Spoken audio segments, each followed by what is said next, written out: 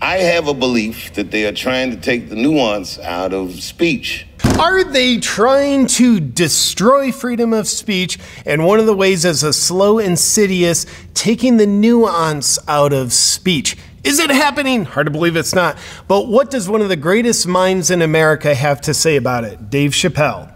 Let's take a look. Welcome back to the JP Reacts channel, my beautiful freedom-loving friend, where amongst other things, we like to highlight the amazing work of other freedom fighters. Brought to you by Freedom, safe and effective, proven since 1776. Don't think too much about that. But nonetheless, I believe a very potent freedom fighter out there, and I don't even think he tries to fight for freedom. I think he just stands for truth and then speaks that, which is maybe the most powerful thing you can do for fighting for freedom and standing for freedom. Dave Chappelle, such a brilliant mind, and the way he communicates comedically, it just gets insight across like no other. He's got some insight on freedom of speech, cancel culture.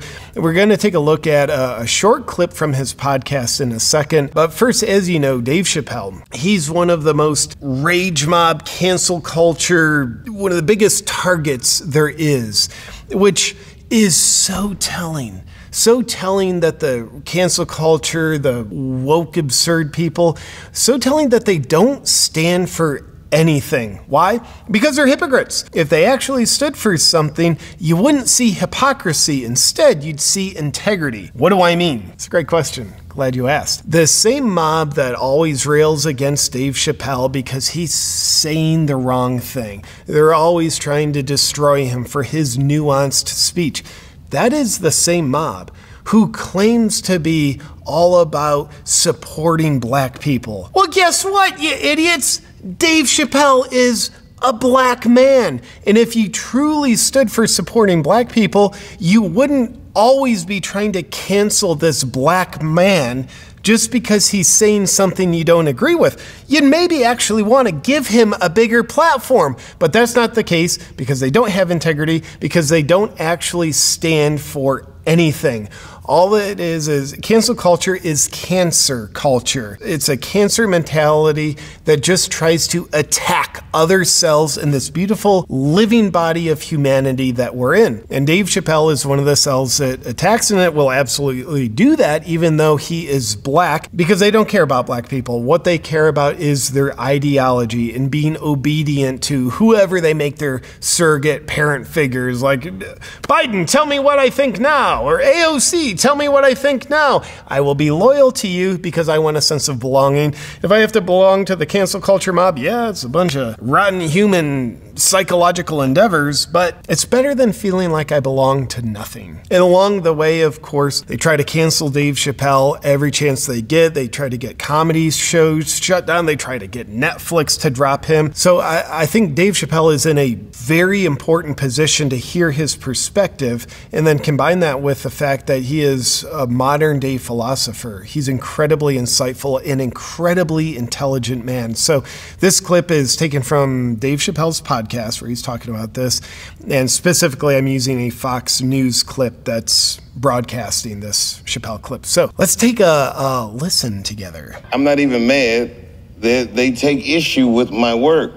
Good, fine. What I take issue with is the idea that because they don't like it, I'm not allowed to say it. That's the thing. That's the lack of principle. You are free to say things that I agree with. If I don't like it, you are not allowed to say it. That's not freedom of speech. That's not being a principled person. A principled person would say, yeah, free speech. If I like it, good. If I don't like what you say, good. You have the right to say it. Doesn't mean I need to listen to it. Part of freedom of speech is the hearing part of it. You know, you've got someone needs to say something, then you need ears to hear it. If I don't like what you say, part of my First Amendment right is to withdraw my ears from the conversation, especially if something like all Dave Chappelle stuff is online or streaming. Like, you have to go out of your way to find it. It's not like Dave Chappelle's showing up in the room of cancel culture and they're like, oh, dude, I don't want to listen to what you're saying, but we're all locked in the same room. It's like, dude, I hate what he says so much that I'm going to go find his stuff. I got to log into Netflix, turn on his special, take my time to do that so that I can hear what I don't want to hear.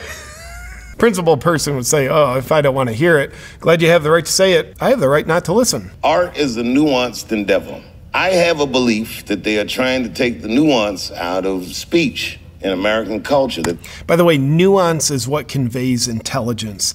If you want to make people dumb, take away the nuance. Everything becomes black and white, binary, non-binary. That's why it's good. There's no nuance. Like everything is everything all at once. Like anybody is also everybody. I identify as everything at all times. There is zero nuance in it. Nuance conveys intelligence. But if you want people weak, you need to make people dumb. How you make people dumb is eliminate nuance. They're making people speak as if they're either on the right or the left. Everything seems absolute. And any opinion I respect is way more nuanced than these binary choices that they keep putting in front of us. I don't see the world in red or blue. It's just people I agree with on some things, but not other things. It's just what it is. Here's the box you're allowed to think in. It's like, oh, cool. Well, that box is only like 2 inches big, but there's like miles of thought to explore. No! Just think in the box. It's either this or that. No other options. It makes you easier to categorize, and we want you to be categorizable because that's part of how we control you. So don't ask any questions. So as short as this is, I think it's incredibly insightful of Dave Chappelle, specifically the part of whoever they are. And they are there for sure.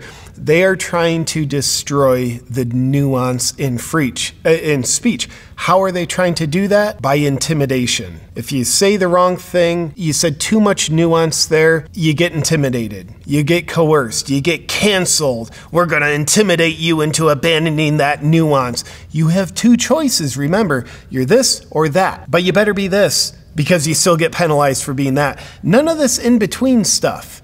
It makes it very hard for us to run our agenda when you allow yourself to think in a 360-degree way. As much as I love his insight, I also love the example that Dave Chappelle casts. He appears to me to be someone who's not afraid to lose that which cancel culture can take away. Now, part of that is like he's what Brett Weinstein would call someone who's achieved escape velocity. Dave Chappelle doesn't need YouTube. He doesn't need Facebook. He does not even need Netflix. Why? He's established his root system where he can stand tall and weather the storm without outside assistance. If he were kicked off all social media, it wouldn't make a difference for him. He barely even uses social media. If he was kicked off of Netflix, you'd probably see the Daily Wire giving him an amazing deal or someone else. Dave Chappelle doesn't need platforms because he's bigger than the platforms.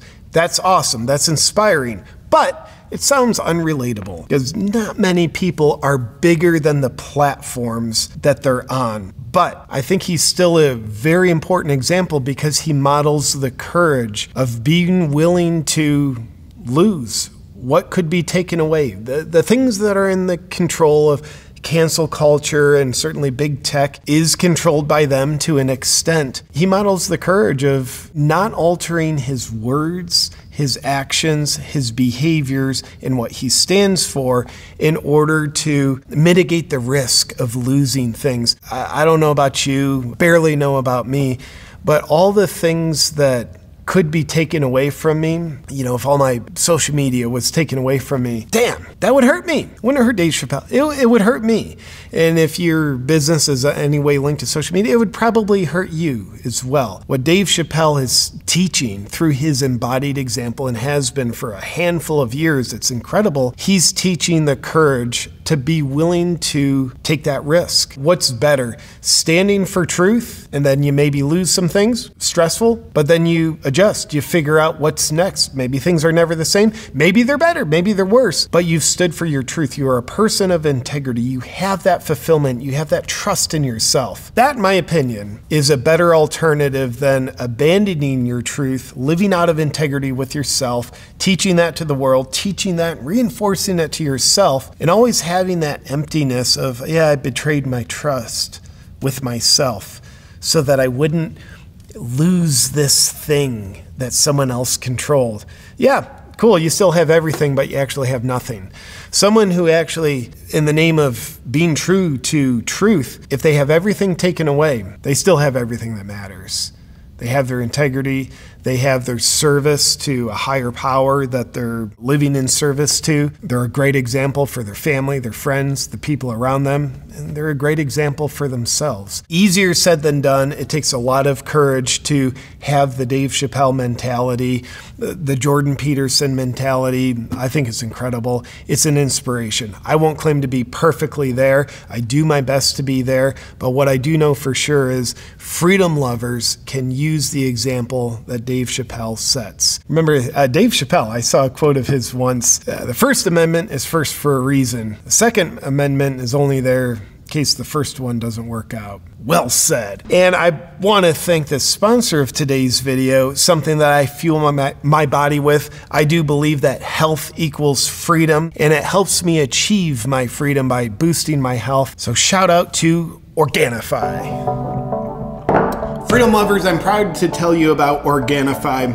Why? Because to me, health equals freedom. If you don't have health, you don't have freedom. And if you want freedom, you want great health. An Organifi green juice is an all-organic product loaded with vitamins, minerals, and superfoods that helps you have great health. Now let me ask you a question. Have you heard of vegetables?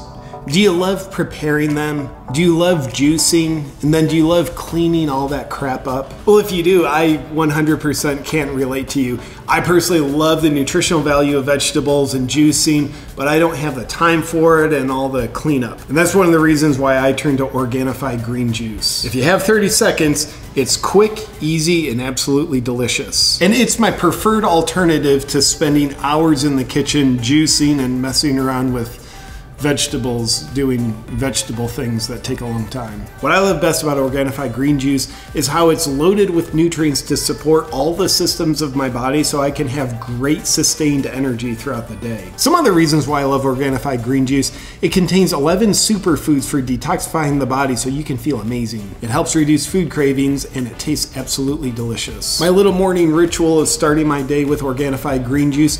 It gives my whole being the command: we're starting the day on track, so we're gonna stay on track, which I find very helpful. And if you wanna stay on track of taking your health to the next level with Organifi green juice, just go to Organifi.com/JP. And while you're there, use the discount code JP for a full 20% off. Enjoy.